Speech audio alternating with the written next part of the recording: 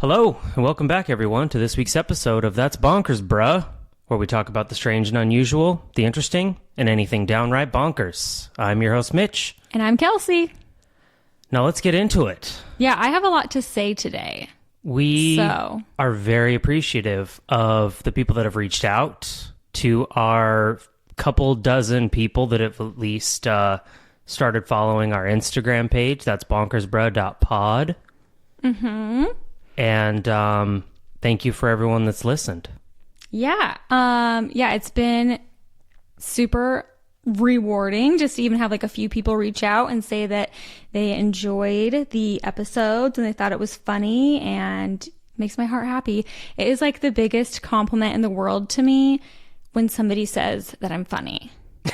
They could literally be like, "You are such a dumbass bitch, but you make me laugh though," and I'd be like, "Oh, comedy is thanks," because comedy doesn't age. Comedy doesn't age. It doesn't. Comedy never ages. That's true. So yeah, it makes me happy when people say that, and we just wanted to give a shout out and say thanks. Thanks to a couple people who have written reviews. It means a lot. It helps us a lot to get found. Definitely appreciate the reviews. There's been a few people that have put some onto the Apple Podcast, which has been very appreciative. Yeah, we love it. Because yeah, I mean, it is scary. I still get like, we're on episode 4. I get kind of nervous. I'm like a little hot and sweaty right now before we begin.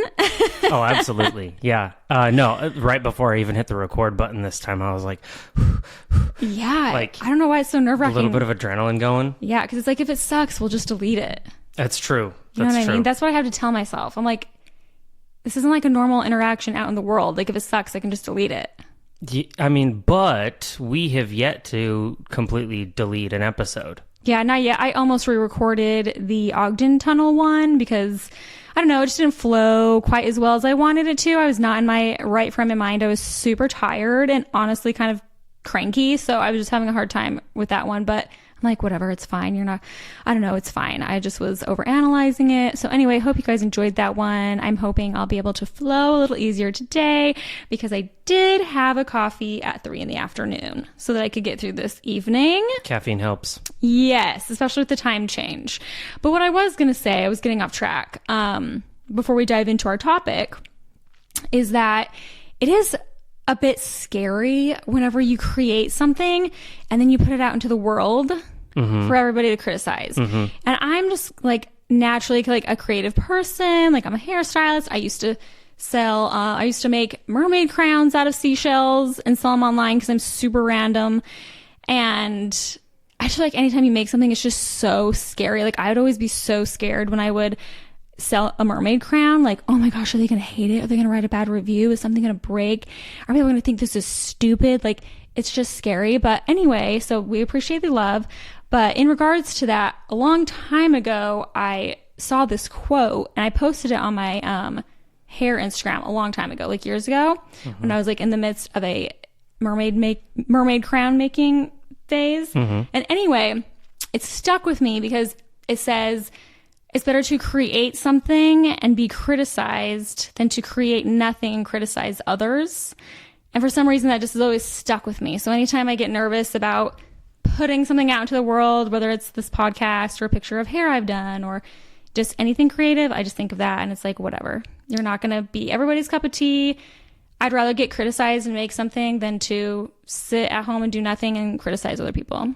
I like that. Yeah. That's good stuff. And it's a vibe. It's on my Instagram page somewhere like years ago. Maybe I'll repost it, but yeah. You know what's a vibe? What? Is getting a haircut. Got a haircut this week. What? I feel like $1 million. Well, I heard your hair size is pretty good. She is hot. Oh my gosh. Okay. Well. Okay, sorry. Should we get into it? Yeah. So our topic this week. Wait. What? I wanted to add something. Okay, what? Anyone who's watched a movie in the last, 7 or 8 years, ladies and gents, this is the moment you've waited for. Oh my gosh. You are hyper tonight. Sorry. So anyways, perfect segue into our topic, which is... freak shows. The history of the circus freak show. Mm-hmm. So I do feel as though I should preface this by saying we're using the word freak because I want to be historically accurate. That's what they were called, is freak shows. I would never, obviously refer to anybody as a freak now with like a disability or anything like that. But to be historically accurate, we're calling them freak shows. That's what they were called back then. It is quite sad. There's a kind of dark, depressing layer of this topic and some of these stories. But it's wildly fascinating to me. Like the old school circus and the freak shows and stuff are so interesting to me. I actually read a book a few years ago called The Life She Was Given. And it's just like a made up story. It might be based on true events. But anyway, it was about a girl who was albino, like back in, I don't even know, like early 1900s. And her parents sold her to the circus when she was really young. And before she was sold to the circus, she was just hidden up in the attic away from everybody. Oh my gosh. Because it was actually a really sad book. There's a part in there where it talks about like animal cruelty with the elephants. And I did not like that at all. It was disturbing. Oh yeah, that would be triggering for you for sure. Yeah, because I love elephants. You love animals as a whole. Yeah. So, but anyway, it was an interesting book. And that time era is really interesting to me. Like the show Water for Elephants. That's another one that's like interesting to me because it's kind of in that time frame and theme. So anyway, that's why I was really excited to do this topic. It hit me in the shower. What? Oh, the idea for this. I came out of the shower and was like, we need to do like the circus freak shows. Yeah, this was your idea. I'll give you the credit for sure. It's fascinating. Yeah. Sad. Yeah. But fascinating nonetheless. Yes, I agree. So just to kind of set it up, if you don't know, a freak show, by definition, is an exhibition of biological rarities referred to in popular culture as, quote, freaks of nature. Sometimes this included heavily tattooed individuals or heavily pierced individuals, or people who did crazy acts like sword swallowing or fire eating. So the freak shows were most popular around 1840s to the 1940s.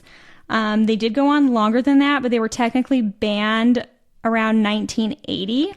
Obviously, because it's not a super nice thing to do. It reinforces negative stereotypes around people with disabilities, right, and people who are different. So they were officially banned in the 80s, early 80s. But not all of them were real. Not all the acts were real. Some of them were embellished.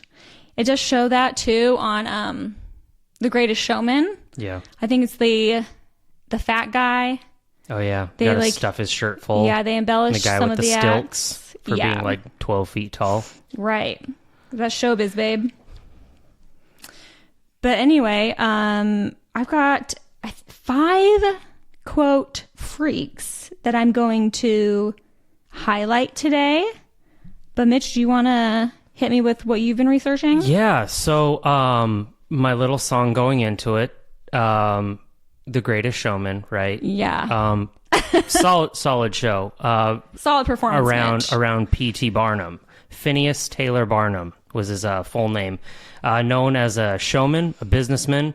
He was a politician for a number of years. I didn't know that. A philanthropist. I mean, even though he, promoted these hoaxes, was really the probably one of the more famous freak show attraction hosts, if you will, that took this on. But anyways, Phineas was potentially had coined the term "there's a sucker born every minute," and so he kind of knew how to make a buck. He'd started this freak show business early on in his career. He was like in his 20s or something. There's a lot, actually a okay amount of historical accuracy as I got researching it a little bit with The Greatest Showman. And we'll get into the actual attractions and everything like that. But just he did. I can't remember what the lady's name was. That was the beautiful Swedish singer. He really did set up her as an international sensation. Oh yeah. In between sort of careers there. like I said, he actually spent time in Congress. Not only Congress, but he was also the mayor of Bridgeport, Connecticut for a term. Oh, interesting. And so it very interesting, right? Because like you had alluded to early on, super sad the way things were kind of exploited. And I don't know, I couldn't find a lot of details around what he had done to actually like how he treated his acts. Because as you'll hear in some of these other stories, some of them were treated very, very poorly. Yeah. But he, interestingly enough, was kind of given this philanthropist term from his peers and those amongst the community that he served.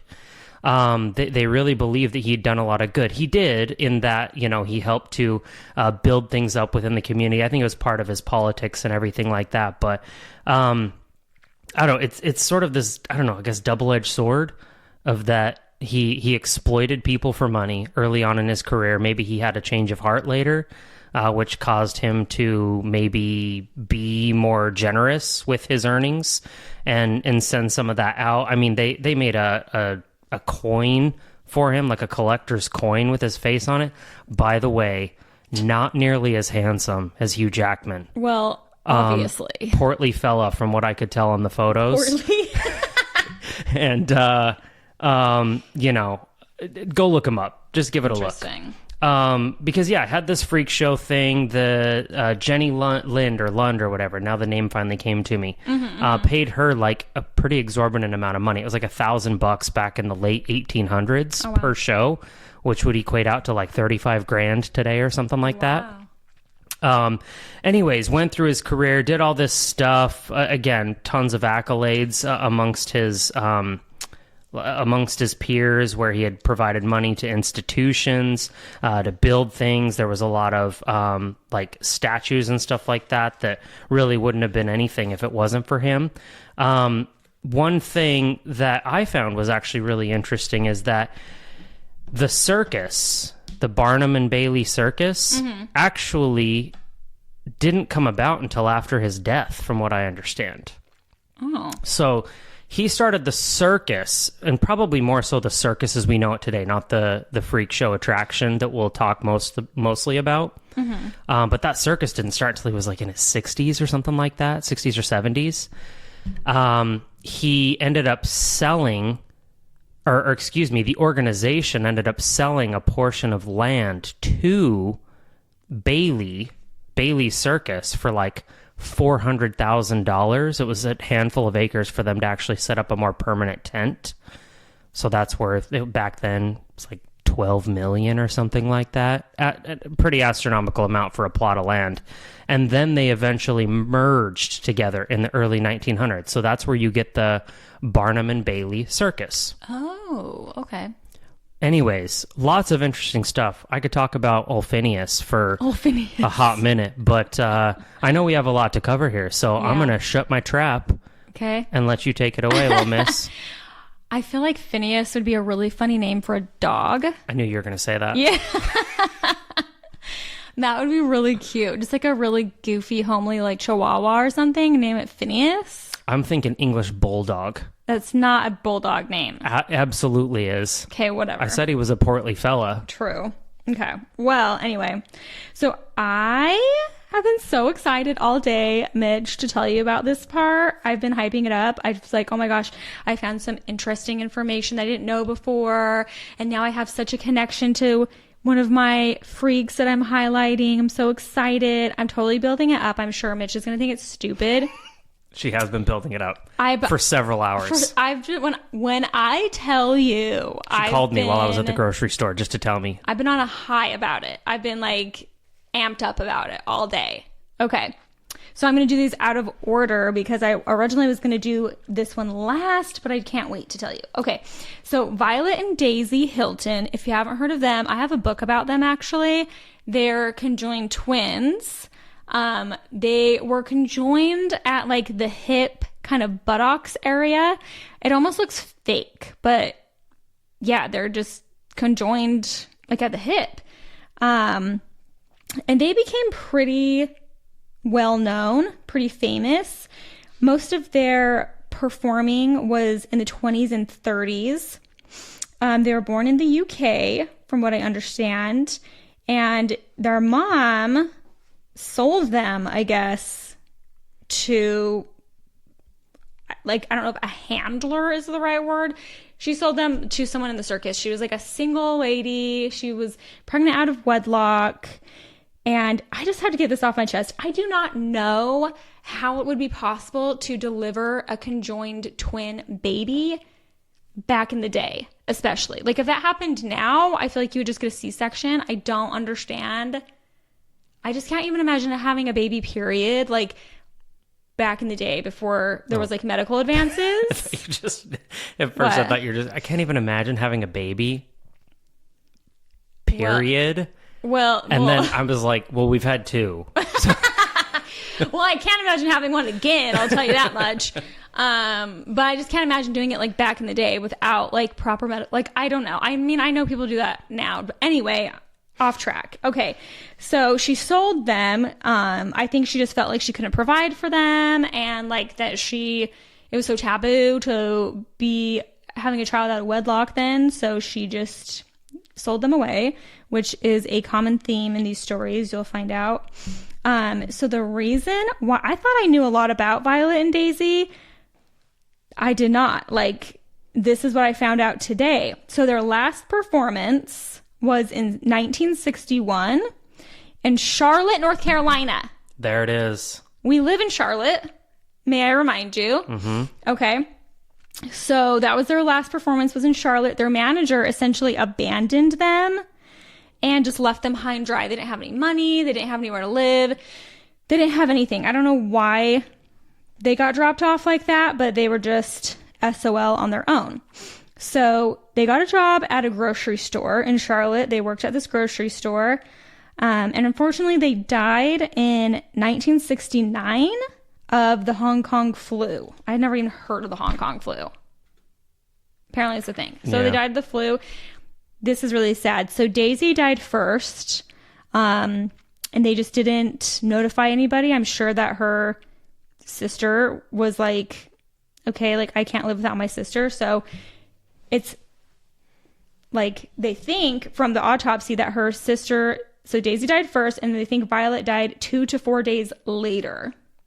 Wow. I know, that's crazy. Can you imagine having a conjoined twin you've been with your whole life, and, like, literally half of your body dies, and then you're just waiting for yourself to die too? Like, it's so crazy to wrap your mind around.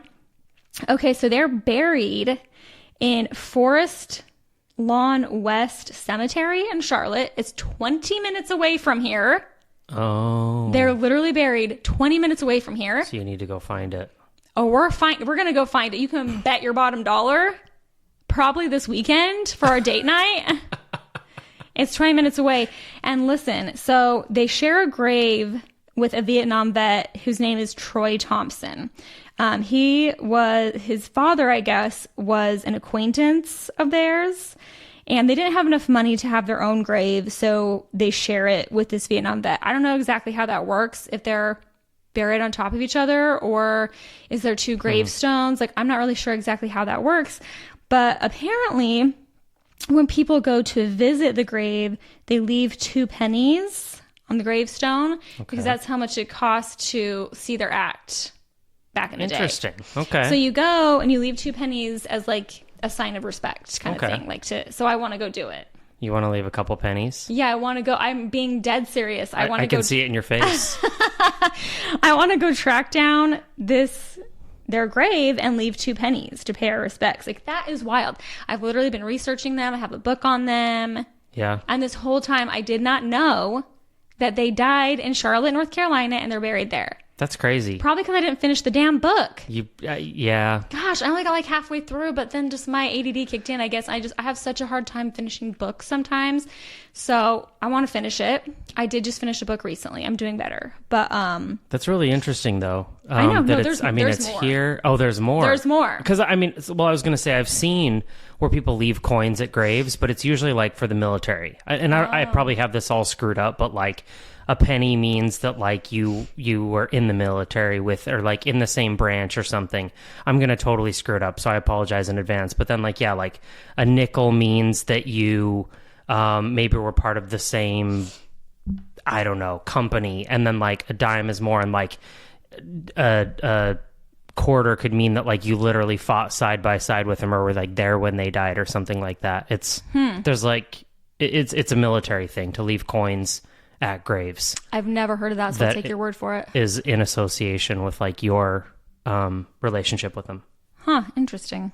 Well, I really want to go seek it out because you know how I like to go in random cemeteries. Mm-hmm. I really do. I love a creepy cemetery. This cemetery just looks like a normal basic cemetery, but when we were in Savannah, we went to the coolest, Savannah, Georgia, we went to the coolest old cemetery.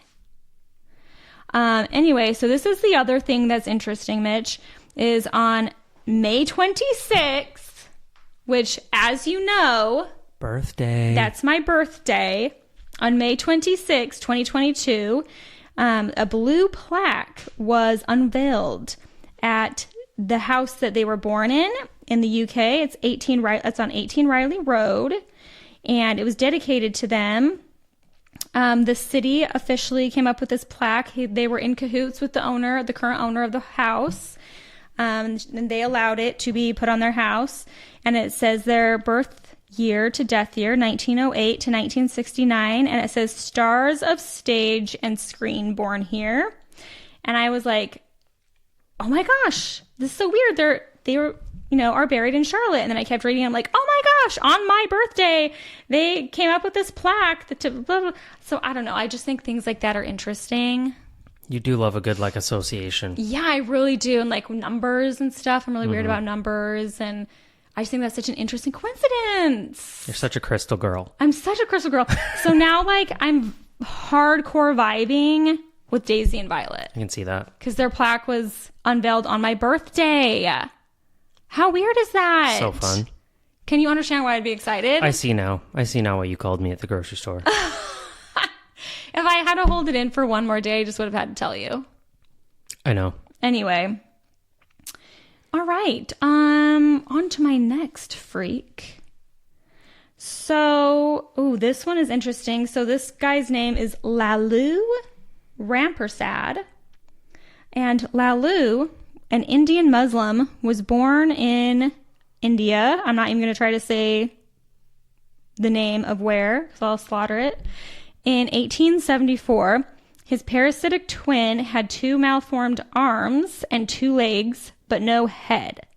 So to paint the scene for you, because people are listening, not looking, he had like a parasitic twin coming out of his chest area, like chest, upper abdomen area. We need to post a picture of this on our Instagram. Yeah, we'll get a lot of pictures out. Oh, yeah. Because this is an interesting one. Okay, so no head, although there might have been a head embedded in his body. While the twin had no brain, its bloodstream was interconnected with Lalu's, and he could feel where the twin was touched. In addition, the twin had a penis and could urinate and get an erection. Out of his chest. I beg your finest pardon. Lalu's chest? What a party trick. Although it was often dressed and exhibited as a girl to add interest to Lalu's act. I don't think that would add interest. I think having an extra penis is way more interesting. Call me crazy. You're out of control. This is out of control. Why would they dress it up as a girl? I don't know. There's no need for that. That doesn't make it more interesting at all. Okay, dress up as a girl to add interest. Lalu was immensely successful, but never accumulated much wealth since he loved to spend. Same. In 1905, Lalu died of an illness while with Norris and Roe Circus in Mexico. And it does say allegedly. They think something happened to him, I guess. But it says allegedly that it was from an illness. Other reports say he died in a train wreck. He is buried in Aguas Calientes, Mexico. I love Mexico. Okay. Sorry. That was my ADD. Yeah. Wild. The picture of him is wild. I bet. I need to see it. And again, we'll post it all. Yeah, we'll on post our a picture Instagram. of it on Instagram. All right, I'll do one more, and then I'll turn it over to you to do your people. Sounds great. Does that sound good? Yep, go for it. Okay. So this next one pulls at my heartstrings a little bit. It kind of made me sad. His name's hard to pronounce. Shilitzy Surtees or Surtees. The spelling's crazy. There's actually a couple different ways it's spelled on the internet. Also, his original name was Simon Metz, they think. So confusing about the name. He was born in 1901. He died in 1971. His true birth date, name, and location are unknown. He was handed off to the circus by his parents because he was born with microcephaly. It's a neurodevelopmental disorder that left him with a very small skull and a very small stature. He was only 4 feet tall. His mental age and mental capacity was right around that of a 3-year-old. And he was described as very affectionate, very social. He loved dancing and singing. He could make small sentences and do little simple tasks and stuff. But like I mentioned, he was very developmentally delayed. And I think they called him like the pinhead. It was like, isn't that what you said? Like the pinhead disorder? Yeah. Mm-hmm. So there's another person like that on that freak show. What's that? American Horror Story? American Horror Story. Mm-hmm. The freak show American Horror Story. It's exactly like that. The one that has like the little teeny tiny ponytail on the top of their head. Mm-hmm. That's what he looks like. So, I don't know, sad to me because a lot of these people were not treated super well.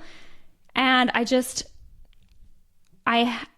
get the idea that they maybe treated him a little bit better and that he was really liked and cared for. At least, I don't know, that's what I'm hoping. Because I just can't imagine someone being of like a 3-year-old's mental capacity and you're just like sold to the circus as a baby, and then you just have all these random managers who have guardianship over you and you're just like forced to perform and people are gawking at you. I don't know, it's so sad. I just thought it was so sad. And like, what shitbags of parents to just like sell your baby off to the circus. Yeah, you want to believe that there's a certain level of like humanity that people would take care of someone that's so mentally challenged. Yeah, I know it was a different time back then, 1901, but still, unfortunately. But I have to wonder if he maybe would have had a worse off life staying with his parents. I don't know. It's highly probable. Who's to know? I guess there is. You could call it strength in numbers, right? Like, every one of these acts was unique, but they were all essentially seen as sideshow attractions. So they had to kind of come together and build their own camaraderie amongst themselves. So he could have had a better life to a certain extent because he was at least around peers, so to speak. Yeah, it sounded like people cared for him and did love him and stuff, so I'm hoping he had an okay life. He was in the movie Freaks, a lot of these people were. There was a film that was made, I want to say in the 30s, called Freaks, and he was one of the people that starred in it. So I think he like had an okay living, made money, did okay for himself considering the time and the disability, so I don't know, but he just seems like a sweet person, like when you see pictures of him. So, I don't know. I hope that he was treated okay.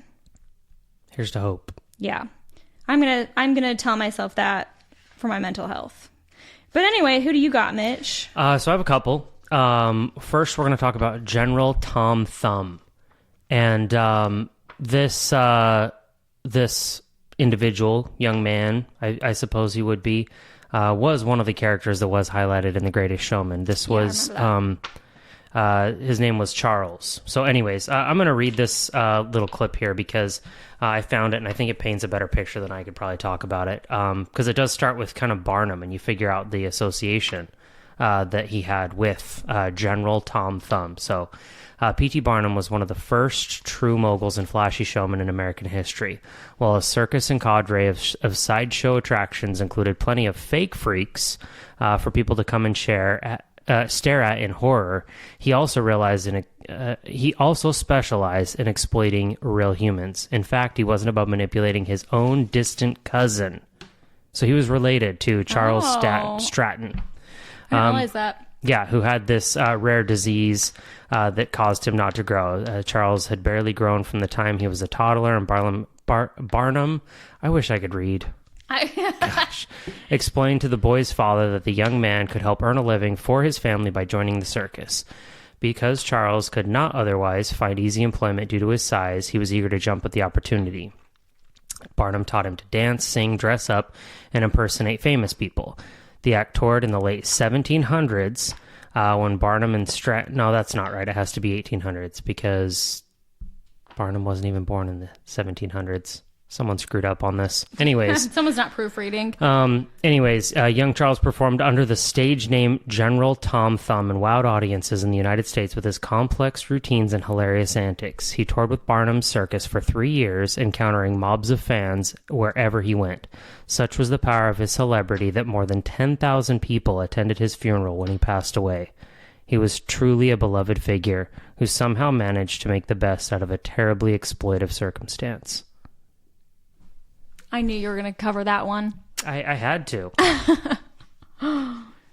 At first I was like, okay, yeah, it makes sense to cover this because I think, again, The Greatest Showman, solid show that came out within the last handful of years.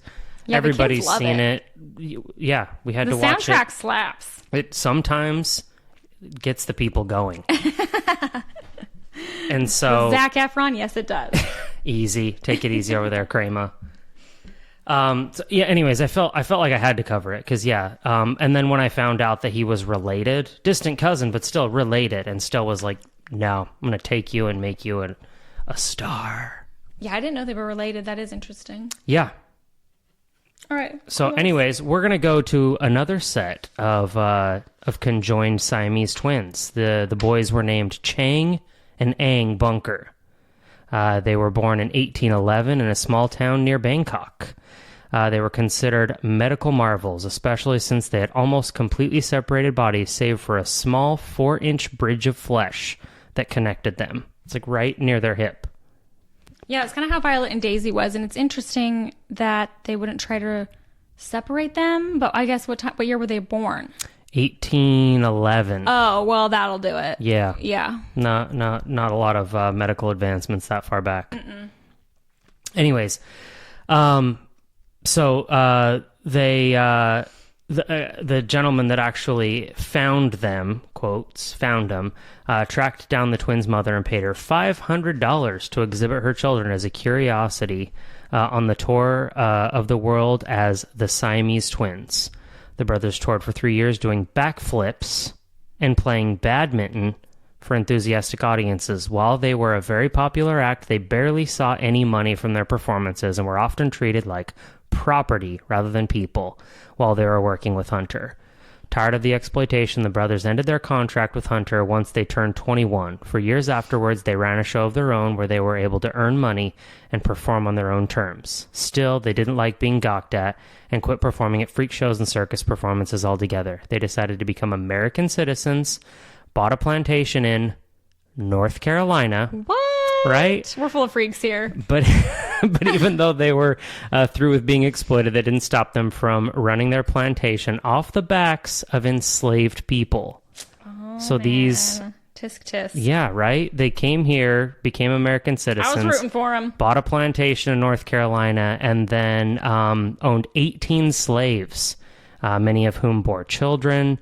They ended up getting married, 2 separate women, fathered 21 children altogether. Wow. So they were busy. They were.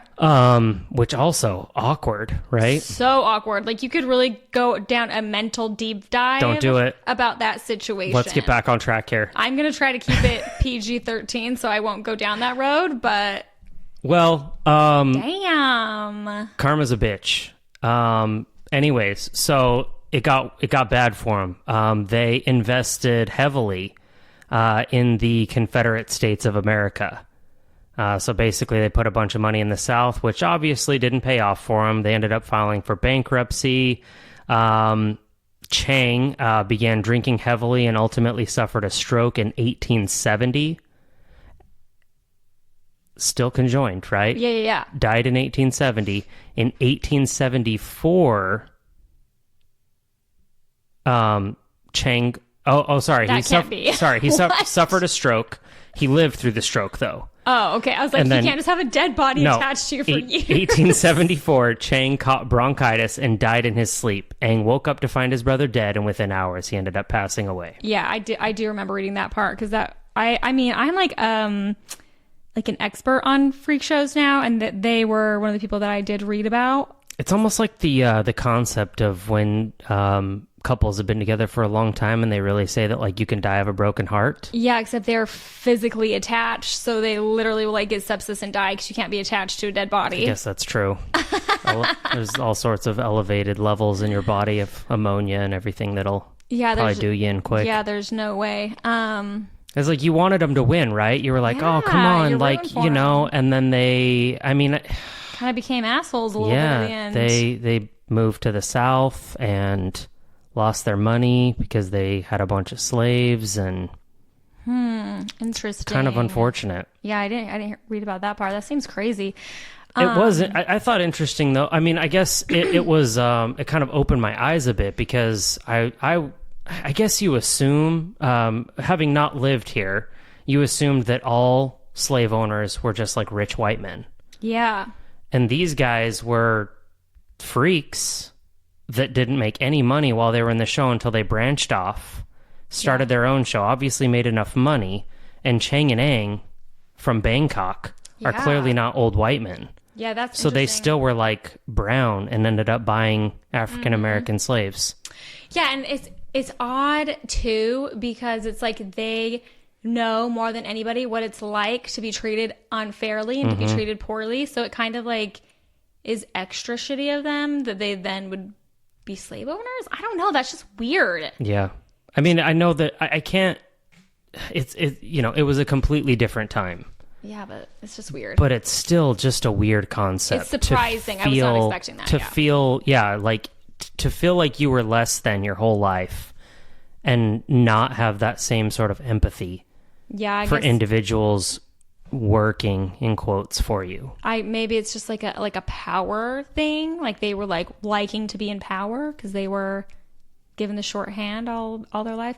I think those two are also where the actual official term Siamese twins came from, if I'm not mistaken. It was in quotes. I have to believe that it probably stemmed from them. That's how I understood it. Okay. Anyway. Your turn. Oh, it's my turn? Okay.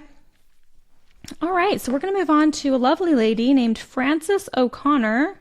She was born in 1914, died in 1982, and she was born without arms. So she did everything with her feet.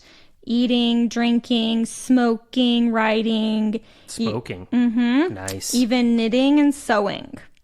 And she was most popular, did the most performing in the 1920s, 30s, and 40s.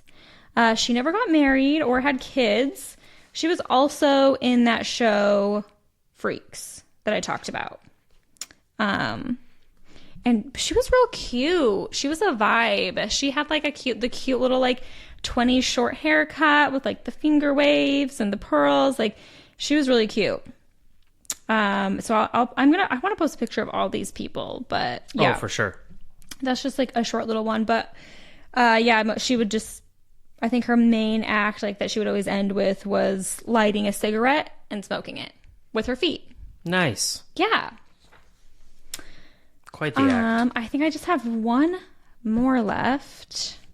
This one is also a little bit sad. So it's George and Willie Muse. And these were a couple brothers. They were African American, but they had albinism. They were albino. So they were like essentially white looking. And they were kidnapped in 1899. They were ages 6 and 9. So that's the most believed stories that they were kidnapped, but it is alleged or rumored, I guess, that it's a possibility that their mom, because they were so poor, made a deal with the circus to get money from them. But that's kind of just a rumor. I would hope that's not true. But anyway, so we'll say kidnapped, ages 6 and 9. They performed in the circus for 13 years, and they were told that their mom had died. So they had not seen their parents, their mom, anybody for 13 years. Then 13 years later, they are at a show in their hometown. They're from, I think you say it, Roanoke, Virginia. Oh, yeah, Roanoke. Mm-hmm. Yeah, Virginia. So they had a show there in their hometown, and their mom, who was illiterate, so she couldn't read the signs that they were coming and everything, someone had told her that, hey, the circus is coming to town, like your boys might be there. So she showed up to the show, pushed her way to the front of the crowd, and was like, hey, and they were like, oh, that's mom. Like, they recognized her from the stage. It was like, oh, that's my mom. And she took them. They were done with the circus for a couple of years, but essentially needed money again. So they went back to the circus on their own terms, and actually ended up making money when they went back. Because before, when they were there as kids, they really didn't get anything out of it, and they were treated quite poorly. So yeah, which happened a lot, especially, you know, back in those ages when racism was rampant and stuff. So I think they were treated, especially, like pretty Roanoke, bad. Virginia. Yeah, still in Virginia, very much the South. So exactly. So once the mom got them back, she actually sued Ringling, and they won, and they had to back pay, do all these back wages to the family. That's awesome. Yeah, so they got money out of it, so that was good. Interestingly enough, Willie, one of the brothers, he lived to be 108, and he died in 2001. His brother George died in 1972. But I just thought that was so interesting that he lived such a crazy life, such an intense life, and lived to be 108. That's wild. That is so wild. Like, he had to have had just bonkers even. He had to have had just such a rough life and to live to be 108. And then also, he was legally blind for quite a while, for quite a large portion of his life, because a lot of people with albinism have vision problems as well. So yeah, I thought that was interesting. But they did get, like I said, they got money from it, so they were able to become homeowners, and like bought a house with a bunch of land and stuff. So they did come out on top in the end. But man, what a way to grow up. Like, just had to trudge through the mud. Yeah, back in those days, like, if you were different at all or had any abnormalities, it was the circus for you, or no opportunities, really. That sucks. I know. I mean, I guess they got a settlement and everything like that, so we're able to buy a house, and I'm sure still not live a normal life, but yeah, something that resembles normal. Yeah. I mean, good for them for coming out on top at the end. Yeah. I thought of something before you started that story. I was paying attention, but I thought of something when you started that story. The woman with no arms, you said was like through the like 20s and 30s and stuff like that. Mm-hmm. Barnum actually was a huge, like, outspoken individual on temperance. Like, he was very prohibition. Oh. Which I thought was really interesting, being like part of the circus and performing. Like, you would really think that he would be more for that. Mm-hmm. But I thought that was kind of interesting. I know how you're just fascinated with prohibition for some reason. I know. I don't know what it is. I don't know what it is either. It's not that interesting. When we went to that Prohibition Museum in Georgia, like, you guys thought it was so interesting. It's because it is. Okay. So anyway, that's what we got. And, you know, we were going to talk about Love is Blind, but I think I'm just actually going to wait till our next episode, because the reunion is coming out on Wednesday. So in a couple days. I just want to watch the reunion and watch everything, and then we'll kind of talk about it a little bit. Just recap. Yeah, just roll. Not a whole episode. Not a whole lot. So if you're not into Love is Blind, we'll actually probably do it at the end of the next episode. So then if you're into it and you want to stick around and listen to that, you can. If you're not watching that show or you haven't started it yet, then you can just hop off early. Peace on out. Yeah. So until next time. Irish goodbye. But yeah, like Mitch mentioned, we do have an Instagram now. And we have an email. We do. Yep. Yeah. So do you want to tell them where they can find us just in case they want to get a hold of us or have any topic suggestions or anything? Send us an email. That's Bruh.Pod@gmail.com. Yeah. And follow our Instagram. You have to be very specific because even I've tried logging in once or twice and I left a letter out like I did that's bonker bruh. And I'm like, what? Why the hell isn't it finding us? I know I set up the email. Yeah, we've had a lot of technical difficulties.